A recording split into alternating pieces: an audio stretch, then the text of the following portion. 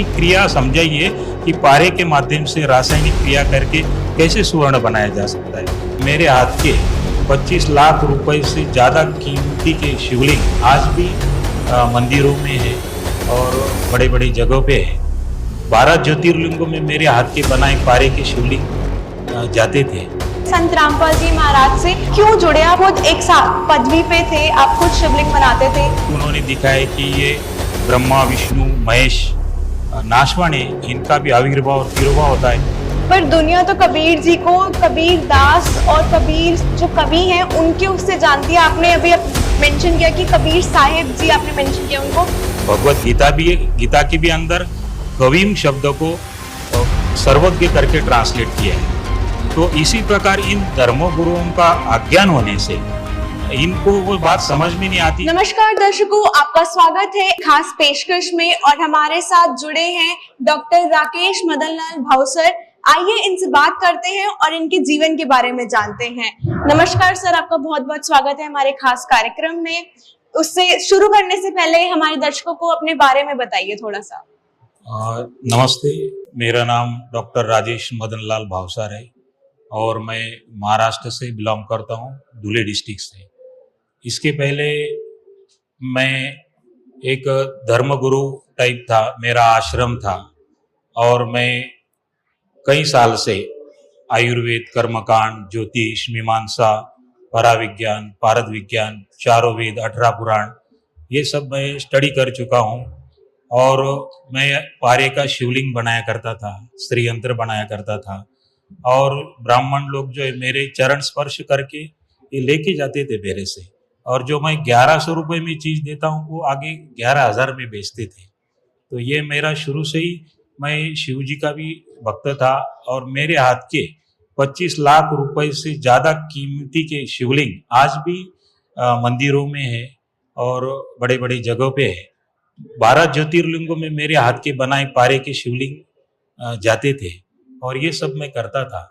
मगर मेरे मन में एक अमर बनने की इच्छा थी, तो वो कहाँ से पूरी होगी ये सब मैं देख रहा था। तो कहीं पे ऐसा कोई मार्ग नहीं था और इस प्रकार जो करते करते जो है ना, मेरा एक दिन मैं संत रामपाल जी महाराज का जो है ना चैनल देख रहा था और उस पर काफ़ी कुछ मुझे बहुत ही अच्छी जानकारी मिली और वो सब देख के मैं अचंभित रह गया कि ये कैसा अद्भुत ज्ञान है।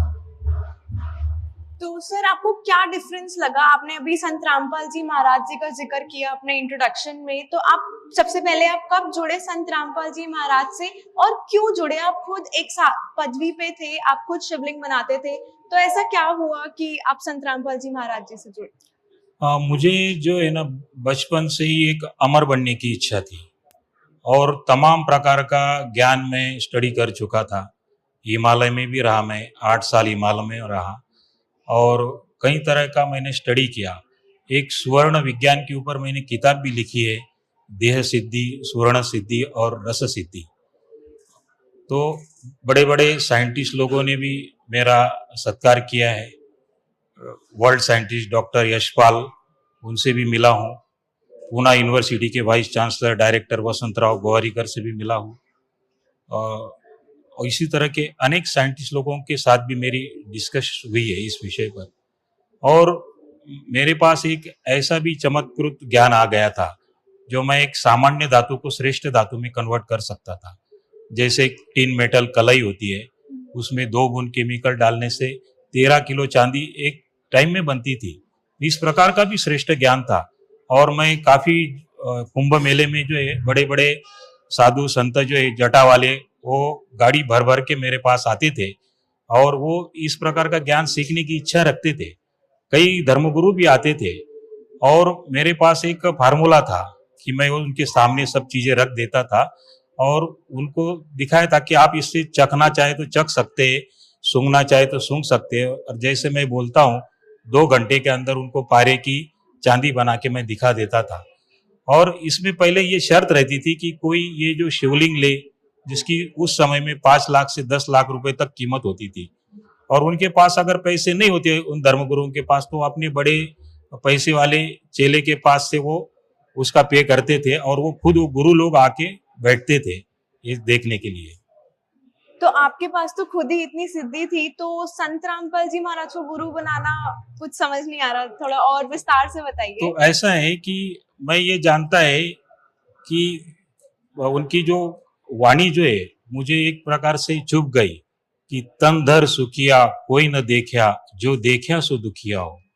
मतलब तन का जो सुख है, क्योंकि ये बने बगैर इस शरीर की झंझट नहीं मिट सकती, और मैं शिव जी के आश्रित था, तो शिव जी के ऊपर पूर्णपणे डिपेंड था मैं, और इन्हीं को अजन्मा अजर अमर मानता था। मगर संत रामपाल जी महाराज का मैंने सत्संग देखा और उसमें उन्होंने भगवत गीता खोलकर दिखाई।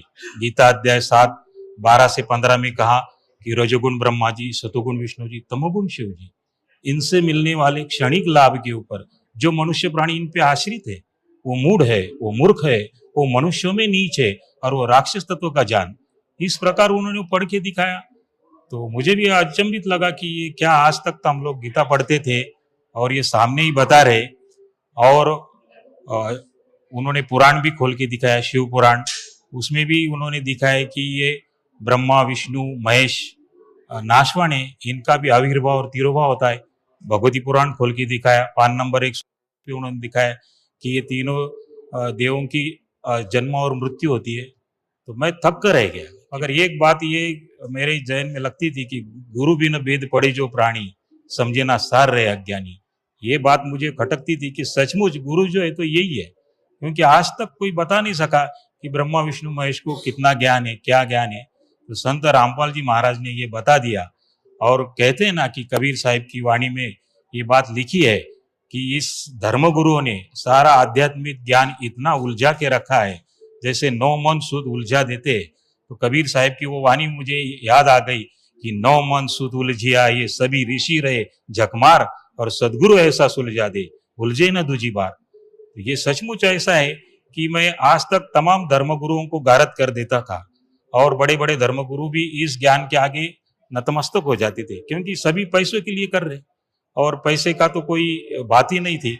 अनेक प्रकार के मेरी खुद किताब है लिखी हुई, देह सिद्धि, स्वर्ण सिद्धि और रस सिद्धि नाम की। इसमें ढेरों सारे प्रमाण है, और प्राचीन ग्रंथों के भी इसमें सब दिया हुआ है कि नाथ संप्रदाय का ज्ञान, कि कैसे ये पारे से सोना बनाते थे और उसमें कैसे दोहों का प्रयोग किया गया है। तो ये सब मैंने उसमें दिया है। जैसे तोरस मोरस गंधक पारा, जिन वीचे दीजे नाम सहारा, नाग मार नागिन को दे, गोरख का एक खप्पर भरी कंचन ले। तो इसमें पूरी रासायनिक क्रिया समझाई है कि पारे के माध्यम से रासायनिक क्रिया करके कैसे सुवर्ण बनाया जा सकता है। तो सुवर्ण का तात्पर्य ये होता है कि सोने को अगर 25,000 करंट हमने दिया, डीसी करंट, तो उसमें से पारा और गंधक बाहर पड़ता है।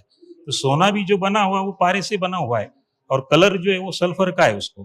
तो स्थायी पारा और स्थायी गंधक मिलाने से पारा जो गोल्ड में कन्वर्ट हो जाता है। तो इस प्रकार का ये भी साइंस, और ये साइंस से मैंने डॉक्टर यशपाल जी से डिस्कस किया, तो वो भी थक कर रह जाते, क्योंकि ये जो ज्ञान है ये थोड़ा एडवांस साइंस है, जो यहाँ की साइंस के ऊपर है। जी सही बात है। ऐसा तो हमने बहुत ही रेयर, आई गेस मैं पहली बार ही सुन रही हूँ आपसे कि ऐसा कुछ भी होता है। तो और बताइए संत रामपाल जी महाराज के बारे में, क्या डिफरेंस आपको लगा? आपने बताया बाकी धर्म गुरुओं के पास भी आप गए, उनका भी आपने ज्ञान सुना, क्या डिफरेंस लगा कि आपने संत रामपाल जी महाराज को चुना और बाकी धर्म गुरुओं को साइड में रखा गया? बाकी धर्म गुरुओं का जो ज्ञान है, तो वो कहते हैं कि पापों का नाश नहीं हो सकता, जो कष्ट है आपके जीवन में वो आपको भोगना ही पड़ेगा। और संत रामपाल जी महाराज ने बताया कि परमात्मा तो बड़े से बड़े कष्ट नाश कर देते, पापों का नाश कर देते। ये विशेष बात लगी उसमें, क्योंकि तमाम धर्मगुरु कहते हैं कि जो आपको कष्ट है वो तो आपके कर्मों में है, तो वो भोगना ही पड़ेंगे। तो अगर भोगते ही रहेंगे तो फिर क्या फायदा इस आध्यात्मिक पूजा, और ये किस लिए, ऐसे सवाल उठता था। और संत रामपाल जी महाराज जी ने इसको बिल्कुल क्लियर कर दिया कि उन्होंने वेदों का दाखला दिया कि भगवान कौन है। उन्होंने खोल के बताया, ऋग्वेद यूसी किसी कबीर अंगारियासी, पापों का नाश करने वाले, कबीर बंबारियासी यानी बंधनों से छुड़ाने वाले। और कहाँ रहते? ऋतुदामा भुवनोपरि तिष्ठति, ये द्यूल मंडल के तीसरे पृष्ठ पर परमात्मा वर्तमान में विराजमान है, ये उन्होंने दिखाया। और वो कौन है? कबीर देव है। तो जो कबीर, जिसको हम कबीर साहब कहते हैं, तो उनको वेदोक्त नाम जो उनका कबीर देव है, ये पहली बार मैंने देखा उसको। कि मैं भी मानता था कि ब्रह्मा विष्णु महेश के ऊपर कोई शक्ति है, सत शक्ति है, मगर जो ज्ञान संत रामपाल जी महाराज में क्लियर कर दिया कि जैसे बाकी धर्मगुरु बताते हैं कि इस सृष्टि का कोई बनाने वाला नहीं है, और बाकी तो कहते हैं कि ब्रह्मा विष्णु महेश है, तो ये इनकम्प्लीट ज्ञान है, वो भी आंशिक रूप से ज्ञान है। ओम तक का जो ज्ञान है वो सत्य है, मगर वो 10th क्लास की क्लास समझो, और ये PhD समझो, क्योंकि जिस प्रकार का डॉक्टर होगा वो उतनी ही लैंग्वेज उसमें बोलेगा। तो जो बता रहे बाकी धर्मगुरु, तो वो इनकम्प्लीट सत्य है, अधूरा सत्य है, तो उसके बाहर उनको मालूम ना होने से ये उनका भी दोष नहीं है। तो संत रामपाल जी महाराज जो कह रहे वो पूरा अगर वो सुन ले तो उसमें भी वो परिवर्तन आ सकता है, क्योंकि संत रामपाल जी महाराज बता रहे कि जो दृष्टा है तो दृश्य होगा, और करता है तो उसका क्रिएशन होगा। तो ये जो क्रिएशन है बगैर कर्ता के नहीं आ सकता है, जो समस्त सृष्टि है वो कौन है, तो उन्होंने ये बता दिया कि कबीर देव है। और इसी तरह उन्होंने कई दाखले दिए, नानक देव जी का दाखला दिया है उन्होंने, और उसमें कहा है कि नानक देव जी ने भी कहा है कि भाई सूरत मुल्की बेश, ये ठगवाड़ा ठगी देश, खरा श्याना बहुता भार, ये धानक रूप रहा करता। ये भी क्लियर कर दिया कि ये धानक का जो काम करने वाले यही क्रिएटर है और यही करता है।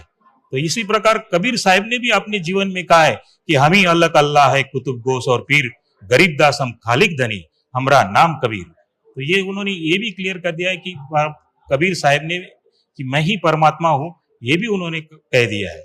पर दुनिया तो कबीर जी को कबीर दास और कबीर जो कवि हैं उनके उससे जानती है। आपने अभी मेंशन किया कि कबीर साहिब जी आपने मेंशन किया उनको, ऐसा क्यों? आपने कुछ तर्क भी बताए, और ऐसा क्या है मतलब अभी भी आज की डेट में भी दुनिया उनको कबीर कवि के नाम से ही जानती है, तो आप कैसे कह सकते हैं कि वो कबीर साहिब हैं? देखो, संत रामपाल जी महाराज ने ऐसे अनेक दाखले जो है और हमारे सदग्रंथ है वो खोल के बताते हैं। भगवत गीता के भी अंदर कवीम शब्द को सर्वज्ञ करके ट्रांसलेट किया है। तो इसी प्रकार इन धर्म गुरुओं का अज्ञान होने से इनको वो बात समझ में नहीं आती। जैसे कोई यजुर्वेद का अगर दाखला दिया जा रहा है और उसको यजु करके 2 अपसर्ग लगा के दिया है, तो यजु उसका अर्थ जो है यजुर्वेदी करना पड़ेगा। यजु करके अपसर्ग लगा दिया तो उसका ट्रांसलेट यजुर्वेदी करना पड़ेगा। उसी तरह कवि की जो कवि शब्द बनाए, तो वो जितने भी अपने चारों वेद है उनमें कबीर देव की महिमा है कि वो परमात्मा कबीर देव है, सशरीर है, साकार है, नर आकार में। तो यहाँ का जो अज्ञान क्या है कि इन्होंने निराकार कर दिया है, दिखाई नहीं देता, तो ये अज्ञान है। ये तो साकार का मेंशन है, ये साकार जो है ना, ये वेदों में दिया है कि ये परमात्मा नर आकार है और द्युलोक के तीसरी पृष्ठ पर विराजमान है। ऐसे अनेक जगह उनके दाखले भी दिए है कि ये परमात्मा नर आकार है, में सशरीर है, साकार है, और ये धरती पर समय समय पे आते हैं, अपने दृढ़ भक्तों को मिलते हैं और उनको भी ज्ञान कराते हैं। उनको भी अमरलोक, जिसको नानक देव जी ने सतलोक सचखंड कहा है, तो वहां पे लेके जाते हैं और फिर इस धरा पर वापिस छोड़ते हैं। और फिर उनकी वाणी में इस प्रकार का उल्लेख आता है, जैसे नानक देव जी की वाणी में आया है, और उन्होंने राग महला पहला में कह दिया है कि हक्का कबीर करीम तू बे परवरदिगार, कि ये परवरदिगार है और यही परमात्मा है। अच्छा जी, तो हमें ये बताइए, हम जैसे शुरू हुए थे कि संत रामपाल जी महाराज के आप शिष्य हैं। संत रामपाल जी महाराज के बारे में हमें सुनने को मिलता है कि बाकी जितने भी धर्म गुरु हैं वो सब उनका विरोध करते हैं। तो हम देखा जाता है कि सिर्फ संत रामपाल जी महाराज एक ऐसे गुरु हैं जिनके साथ कोई और नहीं खड़ा, बाकी सारे धर्म गुरु एक साथ होते हैं कहीं ना कहीं।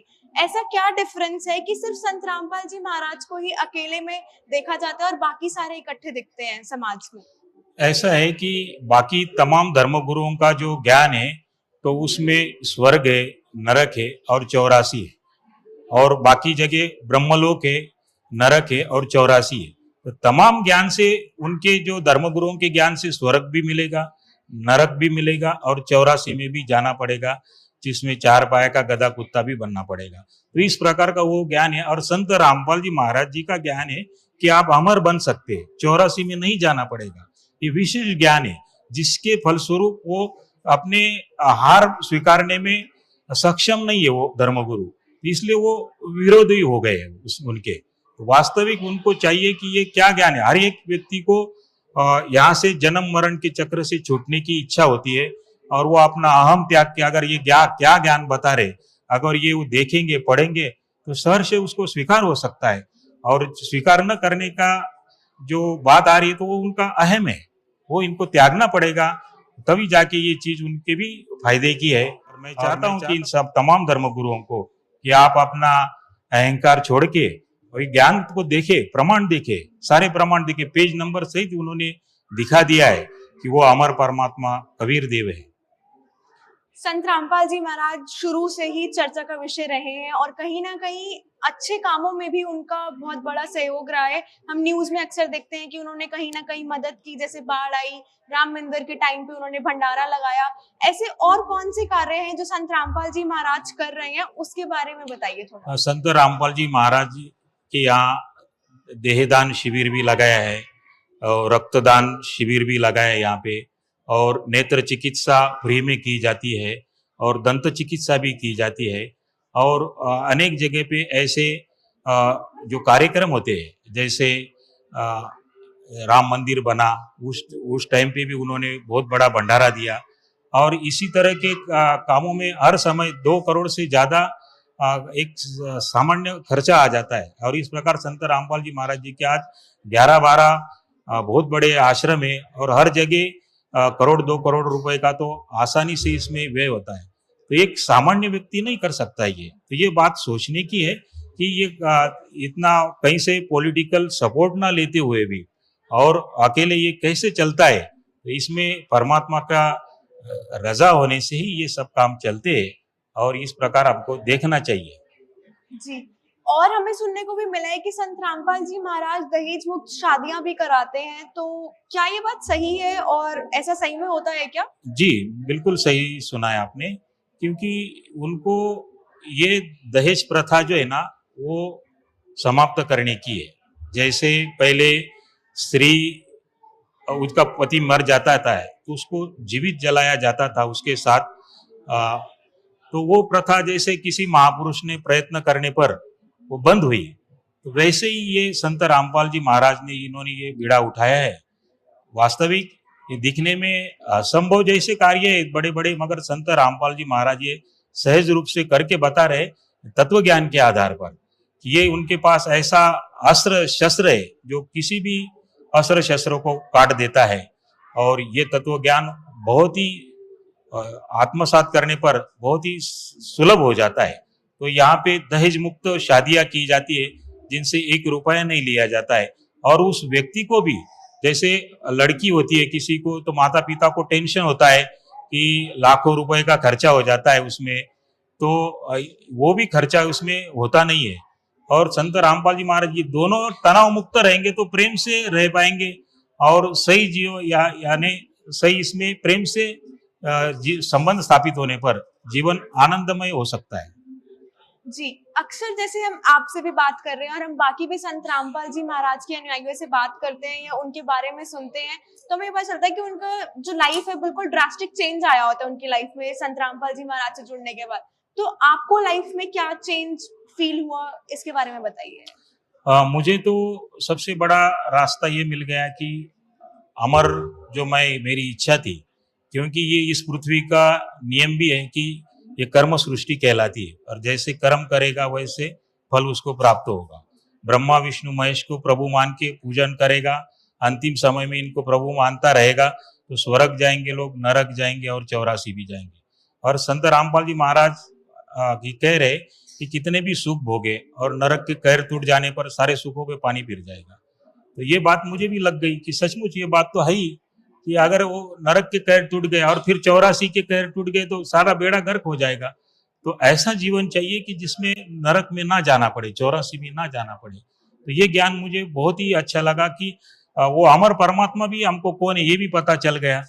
तो जिन हरि जैसा सुमरिया ताको तैसा लाभ, वाणी के अनुसार जो जिस प्रकार के हरि की यानी प्रभु का पूजन करेगा उसको उस प्रकार की फल प्राप्ति हो जाएगी। तो इतना सरल और सिंपल है तो अमर प्रभु का पूजन करो, अमर लोक में चले जाएंगे, सदा के लिए सुखी हो जाएंगे। ब्रह्मा विष्णु महेश का करेंगे तो स्वर्ग जाएंगे, नरक जाएंगे और 84 जाएंगे। इन्हीं लोगों का भी ज्ञान है, वो कह ही रहे कि आपको भोगना पड़ेगा, ये करना पड़ेगा। तो ये जो ज्ञान है तो संत रामपाल जी महाराज का मुझे बहुत ही अच्छा लगा कि एक जीवन में सदा के लिए व्यक्ति कैसे अमर हो सकता है, क्योंकि यहाँ से जाना तो सबको है, मगर जाएंगे कहाँ? जैसे वहाँ स्वर्ग नरक और 84 जाएंगे, वैसे यहाँ अमर लोग जाएंगे और सदा के लिए अमर शरीर मिल जाएगा। जो हमारे सदग्रंथों के आधार पे संत रामपाल जी महाराज वो बताते हैं, और वो सत्य भी है। जो मैंने सारे ग्रंथ भी पढ़ रखे हैं और कई प्रकार का मैंने स्टडी भी कर रखा है। तो सर, हम शो के एंड की तरफ बढ़ रहे हैं। बस मैं आपसे ये पूछना चाहूंगी कि आप हमारे दर्शकों को एंड में आते हुए क्या कहना चाहेंगे? मैं सभी विश्व के तमाम लोगों को ये कहना चाहूँगा कि ये जो संत रामपाल जी महाराज जो ज्ञान दे रहे, इनकी सृष्टि रचना ये सभी आध्यात्मिक सदग्रंथों को समझने की मास्टर की है, और YouTube पे इसके प्रमाण सहित बताते हैं संत रामपाल जी महाराज। पेज नंबर बताते हैं और उसका सारा डिटेल्स समझाते, अर्थ भी समझाते। आज हम सब लोग एजुकेटेड है, हमने पढ़ रखा है, डिग्री ले चुके हैं बड़े बड़े, मगर कहते हैं ना कि गुरु बिन वेद पढ़े जो प्राणी, समझे ना सार रहे अज्ञानी। ये उक्ति अगर किसी पे सूट होती है तो केवल वो संत रामपाल जी महाराज है। तमाम धर्मगुरु आपको ये बताएंगे कि आप स्वर्ग जाएंगे, ठीक है, स्वर्ग जाएंगे, नरक भी जा रहे और 84 भी जा रहे। ये तो आप देखो, ये बात सत्य है क्या नहीं? वो कह रहे कि नरक में गए तो सारे सुखों पे पानी फिर जाएगा, ये भी उतना ही सत्य है। और संत रामपाल जी महाराज जो बता रहे वो सचमुच एक अद्भुत है कि आप हमेशा के लिए अमर हो सकते हैं, क्योंकि अमर प्रभु कौन है इसकी जानकारी इस मृत्यु लोक में न होने से परमात्मा को ही अपना सरल रूप बना के गुरु रूप में आना पड़ता है, और वही संत रामपाल जी महाराज है। आज वर्तमान संत रामपाल जी महाराज दूसरे तीसरे कोई नहीं, वो स्वयं कबीर परमात्मा ही आए हुए हैं। और आप ये सभी तरह का ज्ञान देख ही रहे कि एक अद्भुत और अलौकिक ज्ञान उन्होंने दिया है जो आज तक संसार में किसी गुरु के पास नहीं है। और ये कबीर साहिब की वाणी यहाँ सूट होती है कि नौ मन सुतुल जिया ये सभी ऋषि रहे जकमार, और सदगुरु ऐसा सुलझा दे उलझे न दूजी बार। तो संत रामपाल जी महाराज ने आज ऐसा सुलझा दिया है, सृष्टि रचना के माध्यम से आप ये सभी सुलझ जाएंगे। आप सृष्टि रचना एक बार अपने जीवन में इसको ध्यान से एक बार सुन लो, केवल आपको सारा पता चल जाएगा। ये मास्टर की है सभी आध्यात्मिक सदग्रंथों को समझने की, तो आप इसको जरूर समझे, सृष्टि रचना जरूर देखें, यूट्यूब पे एक बार देख लीजिए कि आपको पता चल जाएगा कि परमात्मा वास्तव में नर आकार में सशरीर और साकार है, और वही संत रामपाल जी महाराज ही है, ये भी आपको पता चल जाएगा। सत साहेब जी, धन्यवाद सर, हमें आपसे बात करके काफी अच्छा लगा। तो दर्शकों, आपने सुना किस प्रकार से सर ने अपनी लाइफ के बारे में बताया, क्या क्या उन्होंने, पहले वो शिव जी के भगत थे, शिवलिंग को मानते थे, और फिर वो संत रामपाल जी महाराज से जुड़े। ऐसे ही तमाम एपिसोड्स के लिए हमारे साथ जुड़े रहिए।